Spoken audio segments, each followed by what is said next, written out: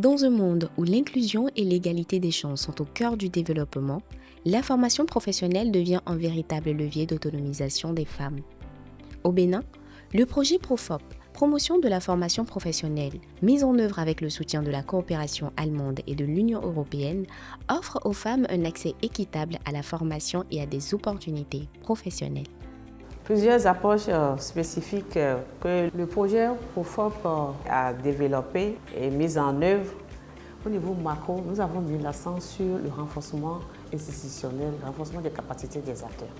Et au niveau méso, nous avons privilégié le dialogue public-privé pour façonner les échanges entre le secteur professionnel, le secteur privé et le secteur public.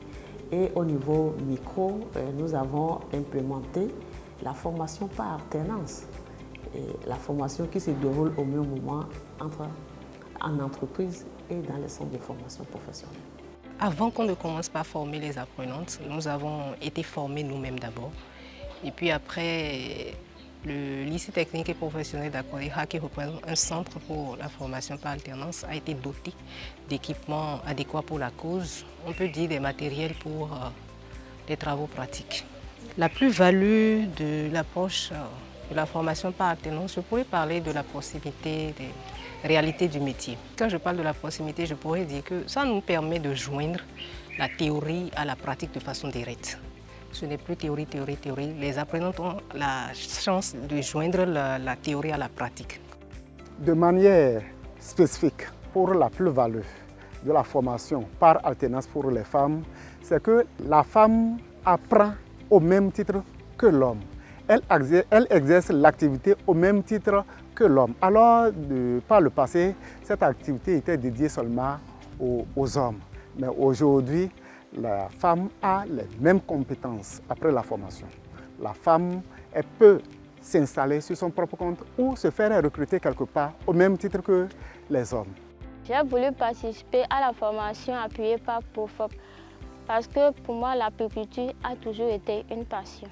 Et il faut aussi noter qu'à la fin de cette formation, nous aurons la chance d'avoir des diplômes professionnels, ce qui nous permettra de nous lancer en tant que des professionnels sur le terrain. Et cette formation se passe en pratique et en théorie.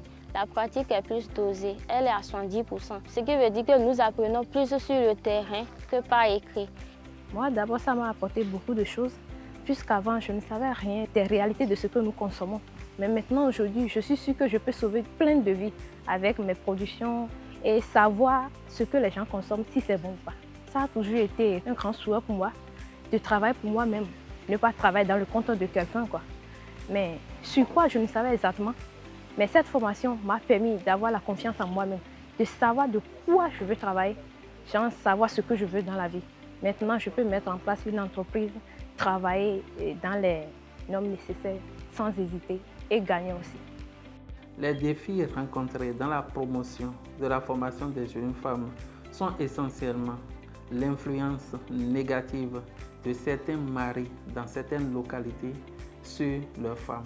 Aussi, certaines femmes, sinon la majorité de ces femmes qui étaient en formation sont des femmes mères. L'autre défi est la garde des enfants. Comme mesure est mise en place, nous avons fait venir leurs maris dans leur lieu de formation pour leur faire découvrir ce que leur femme fait, les sensibiliser par rapport à l'impact que cette formation pourrait avoir sur le bien-être de leur foyer. Et pour la garde des enfants, nous avons pu mettre en place des garderies pour la prise en charge des enfants pendant que leur mère est en formation. Mon entreprise a comme intérêt de former de futurs collaborateurs. Ça me permet aussi d'être dans le réseau, d'être en partenariat avec les centres de formation, par exemple le lycée.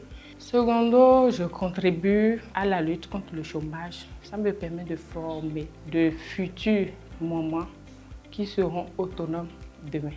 Précisément dans le domaine des énergies renouvelables, ça va permettre à la femme, à travers cette formation, de faire la différence entre les énergies fossiles et les énergies renouvelables, de lutter contre le réchauffement climatique. Également, ça va permettre à la femme d'occuper des postes de responsabilité dans des entreprises et aussi d'être entrepreneuse. Mon mot d'encouragement vers les femmes. D'abord, on dit souvent vouloir c'est pouvoir. Lorsqu'on désire quelque chose, on essaie de mettre des moyens à sa disposition pour y arriver. Et pour y arriver, il faut du courage et de la détermination. Et on dit souvent, aujourd'hui, il n'y a plus de métier réservé aux hommes, ni d'autres à la femme.